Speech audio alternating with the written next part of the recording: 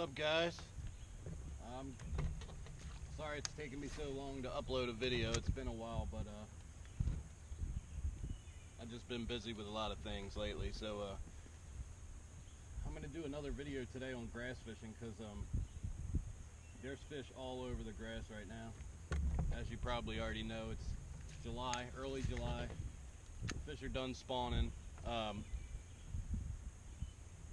Fry is dissipated. It's pretty much gone now too.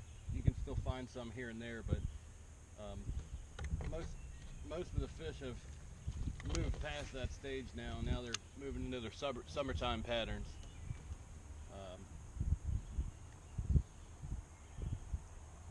There's fish everywhere right now. There's some shallow, there's some mid-depth, like 8 foot, and then there's some that are deep.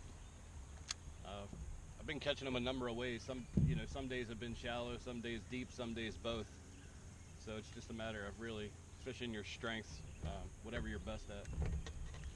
But as you can see here, I'm fishing it's pads and grass mixed together.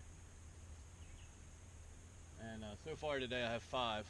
I didn't have my camera running at all because my battery pack for it is broken, and I'm waiting for them to send me a new cord before I can record everything. But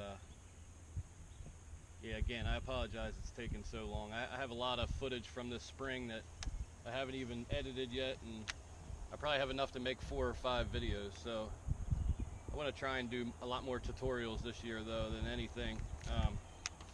It's easier to edit, doesn't take as long, and it seems like a lot more people want to see that before catching fish. I know it doesn't get old watching them, but it's more helpful if you learn how to fish instead of watching me catch fish.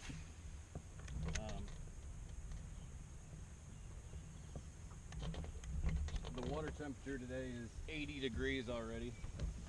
It's 9:15 in the morning, and the water's a little dirty. It's not too bad. It just rained a couple days ago, which we needed anyway. But right here, you can see how there's isolated pad stalks here, and I just casted to this single one right here. Don't ever leave anything like that out. If you got 3 or 4 pads mixed together, it's because the bottom right there is a little bit different. So you want to make sure that you cast to everything, even little stuff like that. Most of the fish up shallow are feeding on bluegill too, so you want to use something that's going to imitate a bluegill. Today we have really hardly any wind, so when you get days like that, you want to downsize your weight. Go with like if you usually throw a 1/2 ounce or a 3/8 ounce, you want to go down to like a 3/16 or a 1/4 ounce. What they normally do, you can see them on sunny enough days, but what they'll do is they'll suspend up under those pads. As long as their eyes are covered, they feel safe, and in shade. So you'll see them every once in a while. They'll be sitting right up under the pads with their eyes almost touching it. So you want that bait to fall extremely slow. The slower it falls, the better. Weightless is a little hard to get away with because it just kind of, with a crawl style bait, it doesn't do very much for the action. It's actually worse than it is better. But if you're throwing a Senko or a stickworm or something like that, then you can get away with doing it weightless. But I would go with, right now I'm throwing a 3/16, and if you definitely have to wait for it to fall a lot longer than you would a 3/8 or even a 1/4 ounce. So you really want it to fall really, really slow. And as I've said before too, 99% of the time your initial bite is going to come on that first fall. So make sure that you're letting your bait fall on a slack line. I'll show you real quick what I do. So once you flip the bait out, then you just let your line stay slack as it's falling to the bottom. And if your line's not moving or you don't feel anything, then just kind of lift it up and let it do it again. And 2 or 3 times should be enough, and then just reel it back in and do it again. That way you can hit a lot more targets in a short amount of time, and your chances of getting bit are a lot better than if you're just sitting there waiting. And like I said, when it's high, bright days like this, they'll suspend up under those pads, so you want to catch them on that initial fall anyway.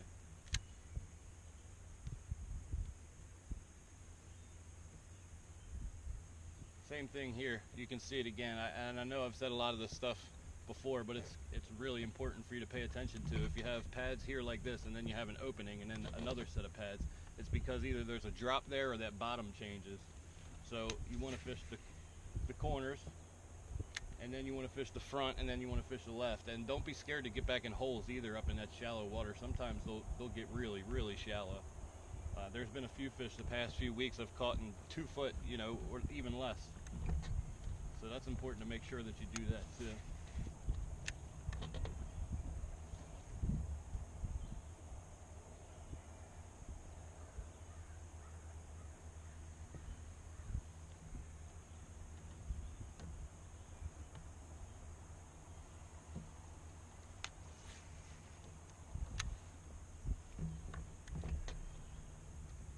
On windy days, if the wind's really blowing in a 3/16 ounce, you can't get the fall that slow, then change to a 3/8 or a 1/4 ounce, whatever is still giving that bait that really slow fall, but enough to where it's not drifting in the wind to where you'll never hit bottom, because you want it to at least hit the bottom once when you're fishing for suspended fish like that.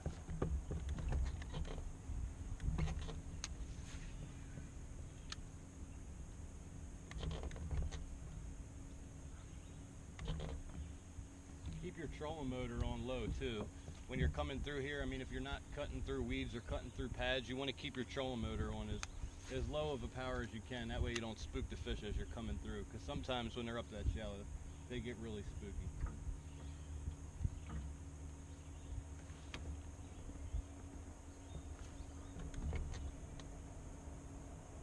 With pads too, if there's pads and weeds together, pads and milfoil, hydrilla, whatever it is, if you get those two mixed together, or those three mixed together, that's the best combination that you can have.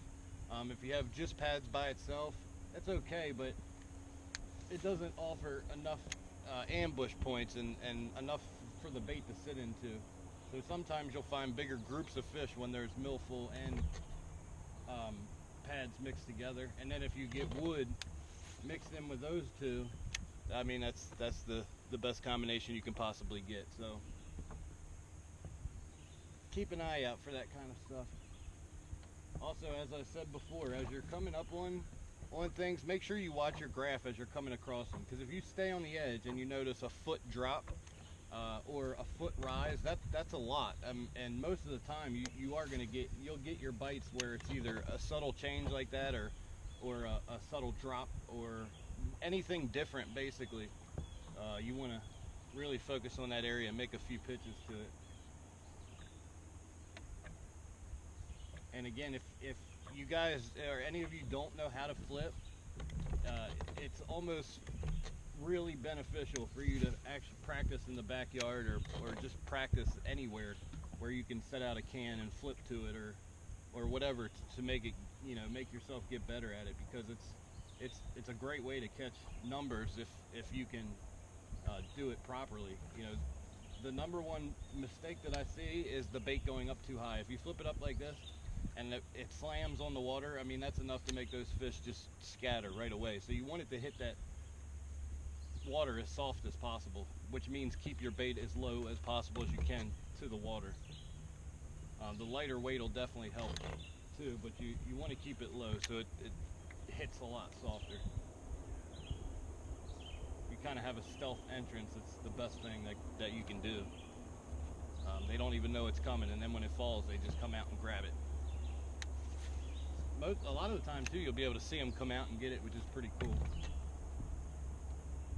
You don't see the fish, and then they dart out and grab your bait.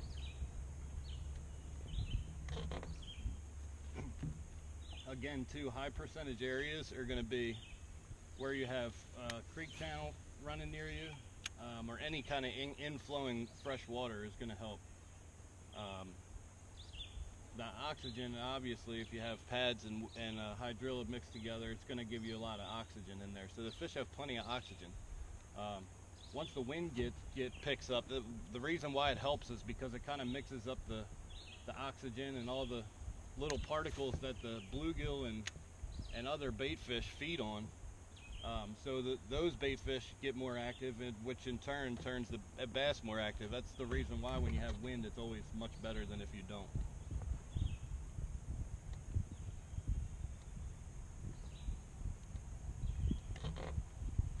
A big myth too that you'll hear a lot is that once the water gets to a certain temperature, the fish move out deep. I mean, there's always going to be fish shallow.